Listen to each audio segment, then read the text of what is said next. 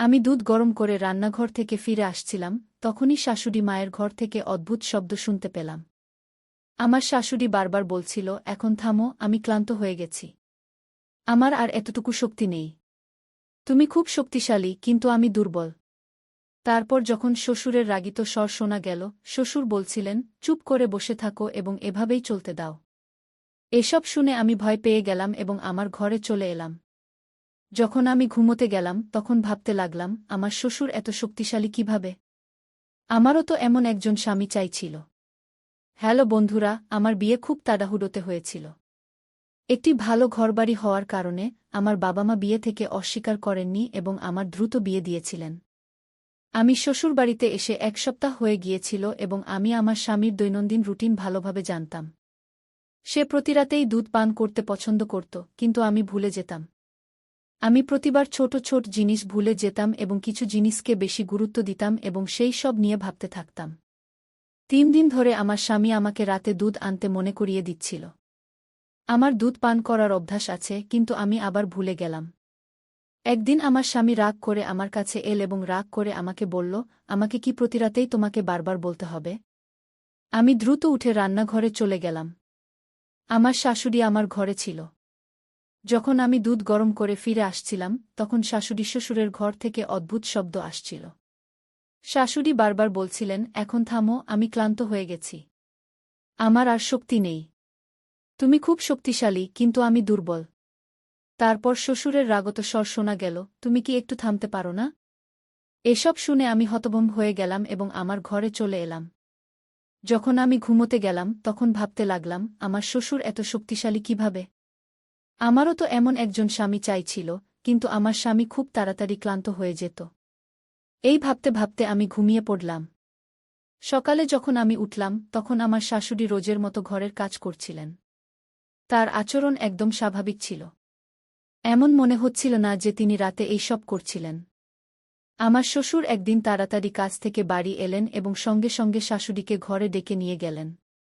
আমি খাবার বানালাম এবং আমার শাশুড়িকে ডাকতে তার ঘরের কাছে গেলাম। দরজায় পৌঁছে তাদের আওয়াজ শুনে আমি হতবাক হয়ে গেলাম। রাতের খেলা আবার শুরু হয়ে গিয়েছিল। শাশুড়ি বলছিলেন, থামো, আমি ক্লান্ত হয়ে গেছি। এসব শুনে আমি ভয় পেয়ে গেলাম এবং রান্নাঘরে ফিরে এলাম। যখন আমি রান্নাঘরে এলাম তখন ভাবছিলাম, আমার শ্বশুর কি খান যে এত শক্তিশালী হয়ে যান? আধ ঘন্টা পরে আমি আবার তাদের ঘরে গেলাম এবং আবার সেই একই আওয়াজ শুনতে পেলাম। এখন আমি ভাবছিলাম, শ্বশুর এত শক্তিশালী হওয়ার রহস্য কি? এখন আমি জানতে চাইছিলাম, আমার শাশুড়ি তাকে প্রতিদিন কেন মানা করেন? 15 মিনিট পরে শাশুড়ি ঘর থেকে বেরিয়ে এলেন। যখন তিনি বেরোলেন তখন তার মুখে কিছুই দেখা যাচ্ছিল না, কিন্তু 2টি হাত কোমরে ছিল এবং তিনি বলছিলেন, এই কোমরের ব্যথা কখন সেরে উঠবে?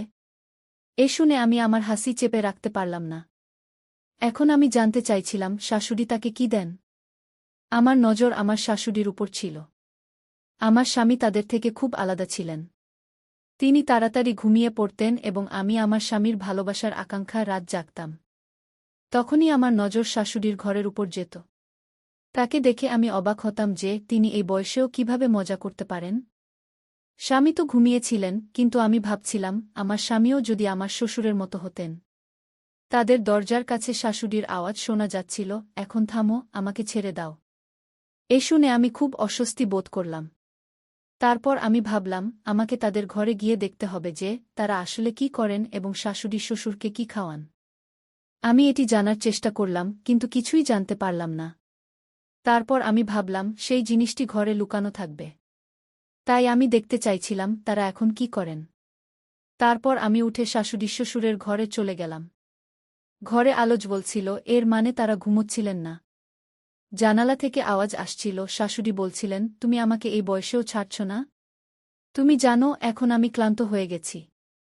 শ্বশুর বলছিলেন, একটু সহ্য করো, তারপর তোমার ব্যথা থাকবে না। কিছুক্ষণের জন্য শাশুড়ি শান্ত হয়ে গেলেন। আমি জানালা দিয়ে দেখার চেষ্টা করলাম, কিন্তু পর্দা টানা ছিল। আওয়াজ শোনা যাচ্ছিল, কিন্তু কিছু দেখা যাচ্ছিল না। এটি দেখে আমি হতাশ হয়ে গেলাম এবং আমার ঘরে ফিরে এলাম। আমিও আমার বিছানায় এসে ঘুমিয়ে পড়লাম। তখনই আমার স্বামী রাগ করে বললেন, এই সময় কোথা থেকে আসছ? তার প্রশ্ন আমাকে হতবাক করে দিল। আমি তার দিকে ভালো করে তাকালাম, তখন স্বামী তার বিছানা থেকে উঠে দাঁড়ালেন এবং আমার দিকে অদ্ভুত দৃষ্টিতে তাকিয়ে বললেন, তুমি আমার সম্পর্কে কি ভাবছ? আমি ঘুমোচ্ছি, তাই তুমি কিছুই করবে এবং আমার কিছুই জানা থাকবে না। স্বামীর তারা আমাকে বিরক্ত করেছিল। তারা বলল, সত্যি বলো তুমি কোথায় গিয়েছিলে? আমি তৎক্ষণাৎ বললাম, আমার ভাল লাগছিল না, মাথা ব্যথা হচ্ছিল, তাই আমি বাইরে উঠানে চলে গিয়েছিলাম। এখন তুমিই বলো, এতে কি ভুল আছে? আমি একটু জোরে বললাম। সে এক মুহূর্তের জন্য চুপ থাকল এবং বলল, বাইরে উঠানে যাওয়ার কি দরকার ছিল? পরের বার যখন তোমার মাথা ব্যথা করবে আমাকে জাগিয়ে দিও। তোমার একা বাইরে যাওয়ার দরকার নেই। এটা বলেই তারা আবার ঘুমিয়ে পড়ল। জানি না আমার মনে কি চলছিল, আমি তাদের ভালোবাসার জন্য তৃষ্ণার্ত ছিলাম, কিন্তু নিজে থেকে তাদের কাছে যাওয়ার সাহস পাচ্ছিলাম না। সেই রাতে কখন ঘুম এসেছিল আমি নিজেই টের পাইনি। এখন আমি শাশুড়ির ঘর থেকে দিনরাত একই আওয়াজ শুনতে পাচ্ছিলাম এবং ভাবছিলাম এটা কি করছে। পরের দিন আমার স্বামী বলল, আমি 3 দিনের জন্য বাইরে যাচ্ছি। যখন সে আমাকে এটা জানাল, আমার মাথায় একটি চমৎকার ধারণা এল।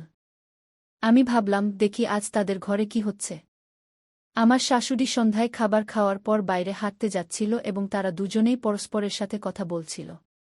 আমি তাদের দেখে অবাক হয়ে যেতাম যে এই বয়সেও তারা একে অপরের সাথে সময় কাটায়। তাদের এবং আমার জীবন খুব আলাদা ছিল। তারা এই বয়সেও পূর্ণ জীবন যাপন করছিল আর আমরা আলাদা ছিলাম। সেদিন আমি দ্রুত আমার সব কাজ শেষ করলাম এবং আমার শাশুড়ি শ্বশুরের ঘরে চলে গেলাম। আজ আমি শাশুড়ির ঘরে লুকিয়ে সত্যি জানার চেষ্টা করছিলাম। আমার শ্বশুর তার স্ত্রীকে খুব ভালোবাসেন এবং তাকে খুব খুশি রাখেন। আমার স্বামী আমাকে ততটা খুশি রাখতে পারে না, তাই আমি জানতে চেয়েছিলাম আমার শ্বশুর এমন কি খান যা তাদের এত শক্তিশালী করে তোলে। আমি এটা আমার স্বামীকে দিতে চেয়েছিলাম। এটা দেখার জন্য আমি সেই রাতে তাদের ঘরে লুকিয়েছিলাম। সেই রাতে আমি যা দেখলাম তাতে আমি হতবাক হয়ে গেলাম। আমি তাদের কোনো শর্ত ছাড়াই দেখছিলাম। কিছুক্ষণ পর আমি উঠে দাঁড়ালাম এবং তাদের কাছে গেলাম। তারা আমাকে অবাক হয়ে দেখছিল, তাদের বিশ্বাসই হচ্ছিল না যে আমি তাদের ঘরে আছি। পরের দিন আমার স্বামীও বাড়িতে ছিল না এবং এখন আমি আবার সিদ্ধান্ত নিলাম যে আমি রাত কাটাবো আমার শ্বশুরের ঘরেই। সম্ভবত এটা আমার শাশুড়ির জানা ছিল, তাই সে রাগ করে আমাকে বলল, আজ রাতে তুমি যদি আমাদের ঘরে আসো, তাহলে আমার থেকে খারাপ কেউ হবে না। এটা শুনে আমি খুবই বিরক্ত হলাম। ঠিক তখনই আমার শ্বশুর সেখানে চলে এলেন। আমাদের কথা বলতে দেখে তিনি আমাদের দিকে এলেন এবং আমার দিকে তাকালেন। তারপর আমি মৃদু স্বরে বললাম, মা আমাকে রাতে ঘরে আসতে মানা করছেন। এটা শুনে আমার শ্বশুর খুব রেগে গেলেন এবং রাগত স্বরে তার দিকে তাকিয়ে বললেন, বুকে মানা করো না। তার উপর আমার ঠিক ততটাই অধিকার আছে যতটা তোমাদের উপর আছে। তারপর তুমি তাকে কেন মানা করছ? যা তুমি নিজে করতে পারো না তাকে করতে দাও। তার চলে যাওয়ার পর আমার শাশুড়ি বলল, যদি তুমি আজ আমাদের ঘরে আসো, তাহলে আমি তোমার স্বামীকে তোমার বিরুদ্ধে করে দেব। এটা শুনে আমি খুবই বিরক্ত হলাম। যদি সে আমার স্বামীকে আমার বিরুদ্ধে কিছু বলে, তাহলে সে আমার উপর রাগ করবে। আমার পক্ষে এসব সহ্য করা অসম্ভব ছিল। আমি জানতাম আমার স্বামী সন্দেহপ্রবণ মানুষ। যদি তার মনে কোনো কথা ঢুকে যায় তাহলে তা দূর করা সহজ নয়। আমার এখনও মনে আছে, যখন প্রথম দিকে একবার আমি ঘর থেকে বাইরে চলে গিয়েছিলাম, তখন সে আমাকে কত রাগ করে কথা বলেছিল। আমি তার চোখে সন্দেহ দেখে ভয় পেয়ে গিয়েছিলাম। যদি আমার শাশুড়ি এমন কিছু বলে তাহলে আমি কি করব? আর আমার স্বামী তার মায়ের কথা শুনবে এবং তার উপরই বিশ্বাস করবে। তারপর আমি সিদ্ধান্ত নিলাম যে আমি আমার শাশুড়ির কথা মানব, তার সাথে মিশে যাব এবং সে রাগ করবে না। সে আমার স্বামীকে আমার বিরুদ্ধে করার চেষ্টা করবে না। আমি রাতের খাবারের পরপরই আমার ঘরে চলে গেলাম এবং ঘুমিয়ে পড়লাম। আমি খুব খুশি ছিলাম যে গতকাল আমি আমার শ্বশুরের ঘরে গিয়েছিলাম এবং তাদের দেখে আমি আনন্দ পেয়েছিলাম। কিন্তু যখন আমার শাশুড়ির আচরণের কথা মনে পড়ল, আমি চুপ হয়ে গেলাম। ঠিক তখনই দরজায় কড়া নাড়ল। আমি দরজা খুললাম, সামনে আমার শ্বশুর দাঁড়িয়েছিলেন। তিনি আমাকে অবাক হয়ে দেখলেন এবং বললেন, আজ তোমাকে আমার ঘরে আসার কথা ছিল, এখনও কেন আসনি? তার কথায় আমি ভাবনায় পড়ে গেলাম এবং বললাম, আজ আমার শরীর ভালো নেই। আমার শ্বশুর কিছুক্ষণ আমাকে শান্তভাবে দেখলেন, তারপর বললেন, আমি জানি তুমি কেন মানা করছ। তুমি সম্ভবত তোমার শাশুড়ির ভয়ে এসব বলছ। চিন্তা করো না, আমি তাকে বুঝিয়ে দিয়েছি। এখন আমি তোমার জন্য অপেক্ষা করছি। যখন আমি তার ঘরে গেলাম, আমি খুব খুশি হলাম এবং তারা আবার সেই একই কাজ করছিল। আমার শাশুড়ি গতকালের আগেই ক্লান্ত হয়ে পড়েছিল। কিছুক্ষণ পর তার শ্বাস ছোট হয়ে এল এবং বলল, আজ আমার শরীর ভালো নেই, আমি আজ এসব করতে পারব না। ঠিক সেই মুহূর্তে শ্বশুর বললেন, তোমার কি সমস্যা হচ্ছে? দিনের পর দিন তুমি আমাকে খুব কম সময় দিচ্ছ এবং দ্রুত ক্লান্ত হয়ে পড়ছ। এখনই এখানে এসো। এখন যদি তুমি চুপ করে না বসো, তাহলে আমার চেয়ে খারাপ কেউ হবে না। তারপর আমার শাশুড়িও আমাদের সাথে চলে এল। আমরা বেশ কিছুক্ষণ ধরে এটাই করতে থাকলাম। কিছুক্ষণ পর আমার শাশুড়ি একপাশে সরে গেল এবং বলল, এখন আমার কাজ শেষ। আমার আর সাহস নেই।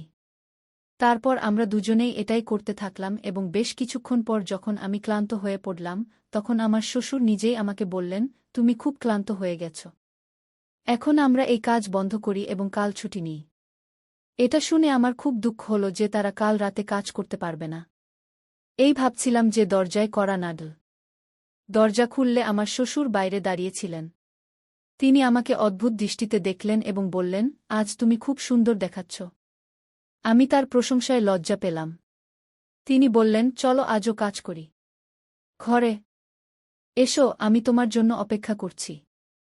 আমি তার ঘরে চলে গেলাম এবং তারপর আমরা তিনজনই সেই কাজ করতে লাগলাম যা গত 2 দিন ধরে করছিলাম।